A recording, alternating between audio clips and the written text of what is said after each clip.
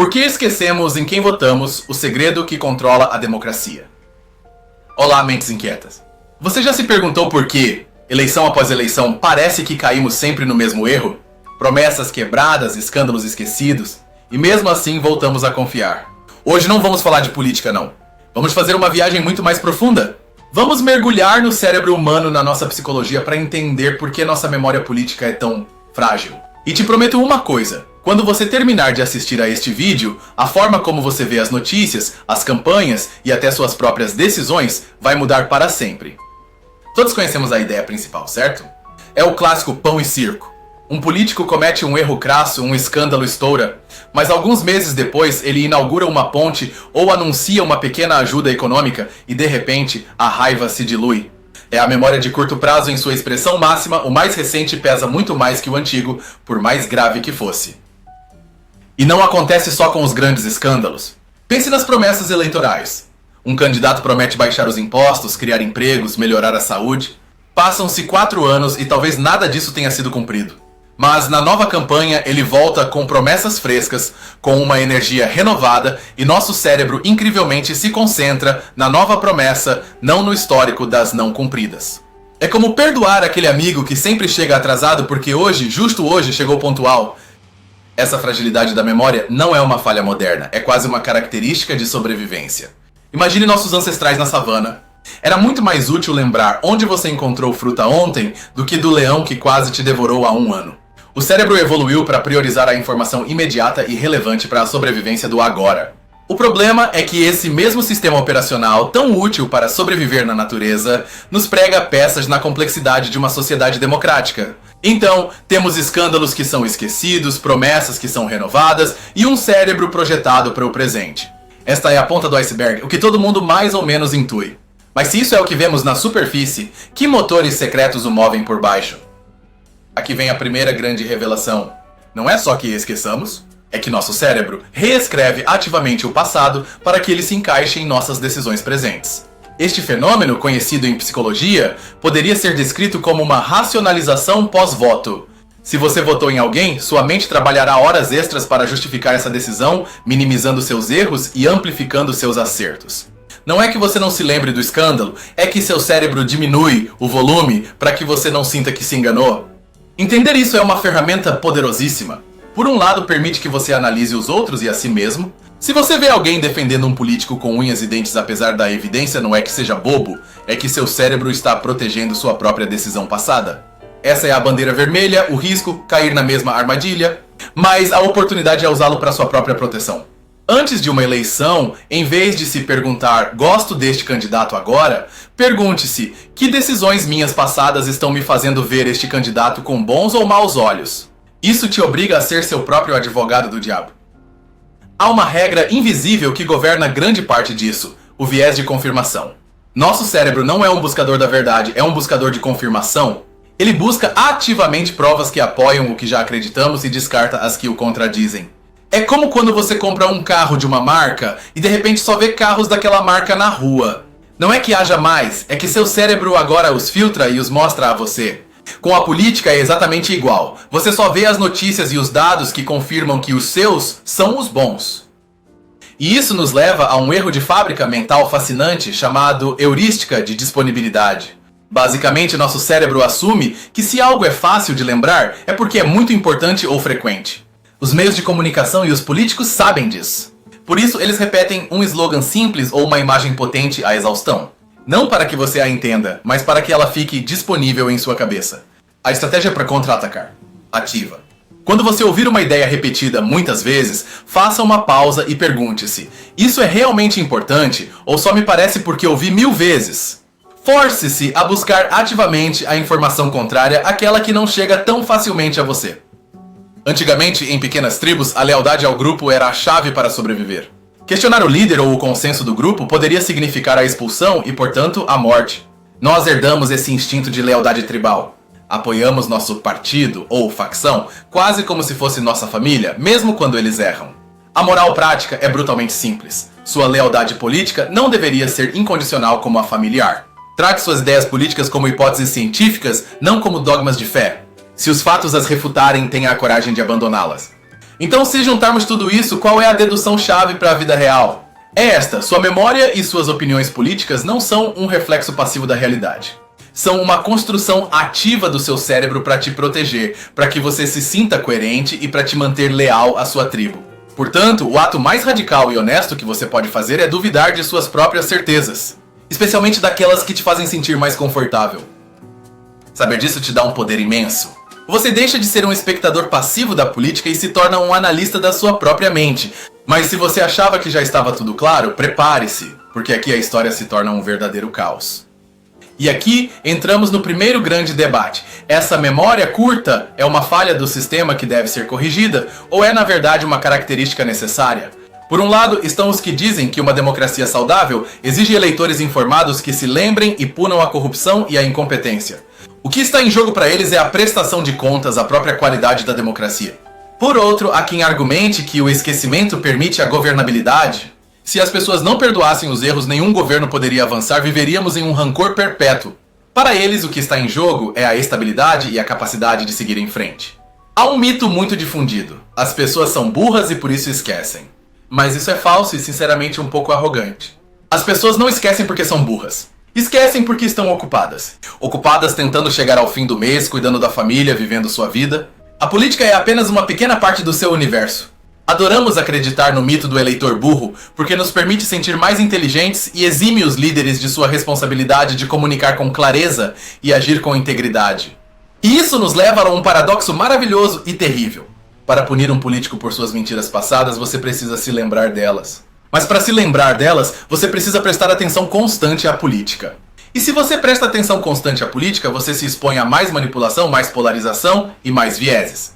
Pense nisso. Para se proteger da manipulação, você deve se expor mais a ela. É um dilema sem uma solução fácil.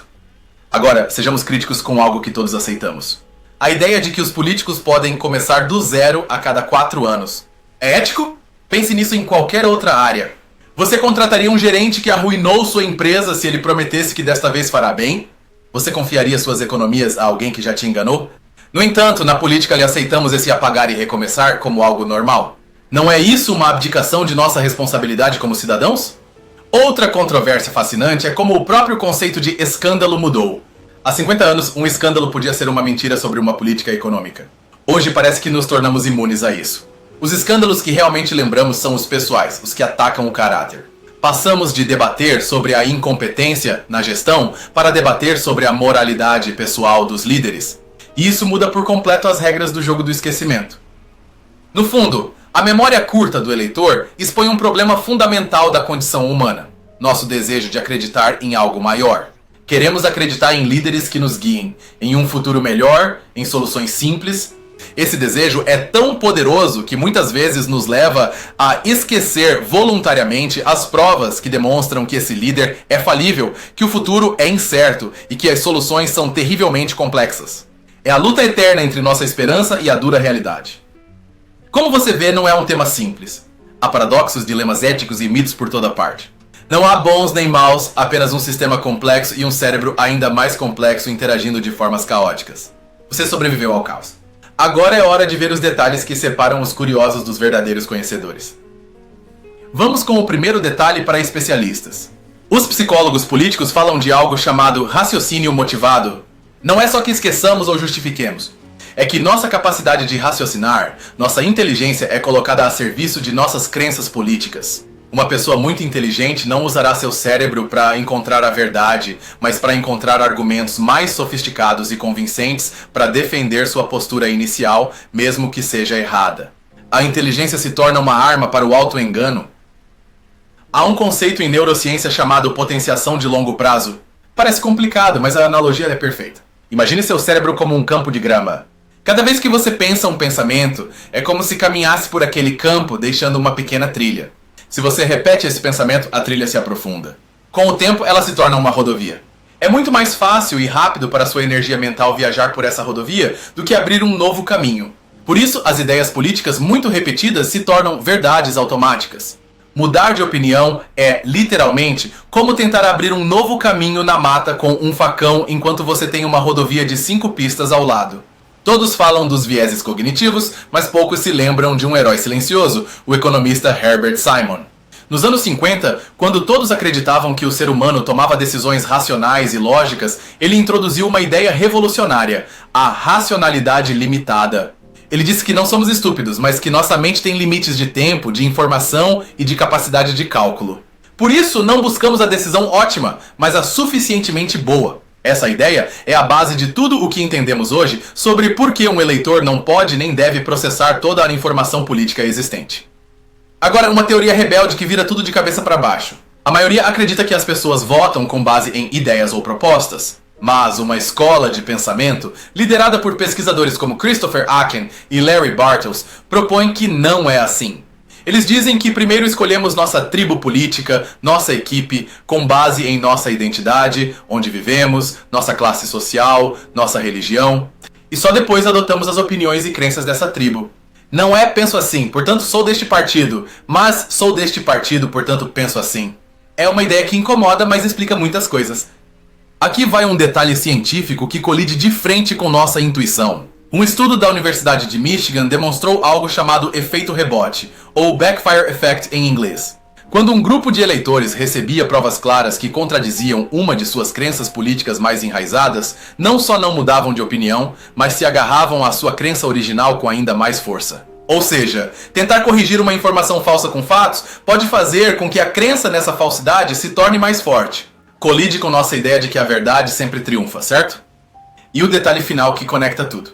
Você se lembra que falamos da lealdade tribal e do raciocínio motivado? Pois bem, a neurociência descobriu que quando ouvimos argumentos que atacam nosso candidato ou partido, as áreas do cérebro que se ativam não são as da razão fria, mas as mesmas que se ativam diante de uma ameaça física. Nosso cérebro processa um ataque às nossas ideias políticas como se estivessem nos atacando fisicamente. De repente tudo se encaixa. Por isso reagimos de forma tão emocional, por isso nos fechamos em copas e por isso esquecemos as falhas dos nossos. É um mecanismo de defesa. Esse nível de detalhe nos dá uma visão muito mais compassiva e realista, não acha? Não se trata mais de eleitores burros, mas de cérebros fazendo o que melhor sabem fazer, nos proteger e nos ajudar a navegar um mundo social complexo. Chegamos ao limite do que se sabe. Você se atreve a olhar para a última fronteira? Imaginemos o futuro, daqui a 100 anos. Talvez a inteligência artificial possa criar um consultor de memória política personalizado. Um sistema que te lembre de forma objetiva e sem vieses as promessas feitas por um político e seu grau de cumprimento. Usaríamos uma ferramenta assim? Ou preferiríamos o conforto do nosso esquecimento seletivo? E é aqui que a ciência para e começa a filosofia. Se pudéssemos curar a memória curta do eleitor, se pudéssemos fazer com que todos se lembrassem de tudo com perfeita clareza, criaríamos uma sociedade melhor e mais justa? Ou criaríamos uma sociedade paralisada pelo rancor, incapaz de perdoar e de avançar? Onde está o equilíbrio entre a memória e o perdão em escala social? A implicação filosófica mais vertiginosa é sobre nossa própria identidade. Se nossas opiniões políticas são tão moldadas por vieses, tribos e esquecimentos seletivos, até que ponto são realmente nossas? Somos os autores de nossas convicções ou somos simplesmente os veículos de processos psicológicos e sociais que mal compreendemos? Pense por um segundo.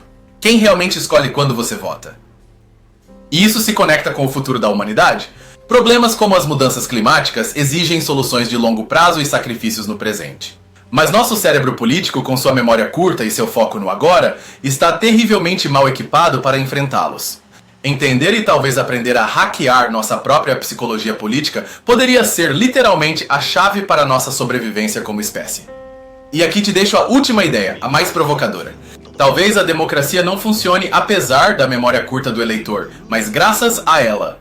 Talvez o esquecimento seja o óleo que lubrifica as engrenagens de uma maquinaria social que, de outro modo, travaria pelo peso de suas próprias contradições. E com essa ideia, nossa jornada terminou. Fomos da superfície às profundezas e voltamos. Agora é momento de contemplar o panorama completo.